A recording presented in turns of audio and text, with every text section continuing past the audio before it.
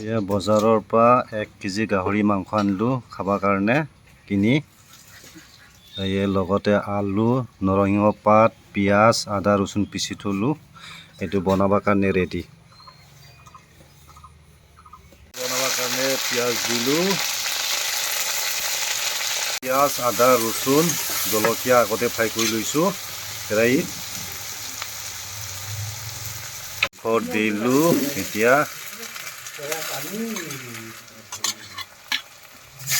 পিঁয়াজ, জলকীয়া, আদা, ৰচুন লগত পূৰা মাংসটো ভাজি লওঁ এটা কেৰাহীত। এতিয়া ভাজি আছোঁ মই।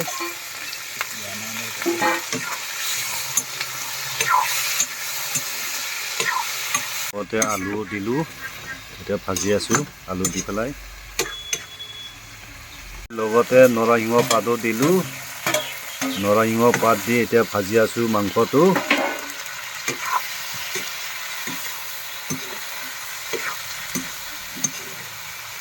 পূৰা ড্ৰাই ফ্ৰাই কৰি আছোঁ। এই মাংসটো সিজিবৰ কাৰণে পানী দিয়া হৈছে। এতিয়া পানী দি পেলাই পূৰা সিজাম আৰু মাংসটো। এভৰিৱান, আজি বজাৰৰ পৰা 1 কেজি গাহৰি মাংস আনিলোঁ আৰু মাংসটো নৰসিংহ পাত আলুৰ লগত বনাই আছোঁ মই। অলপমান জল হ'ব আজি মাংসটো, সেয়ে বনাই আছোঁ।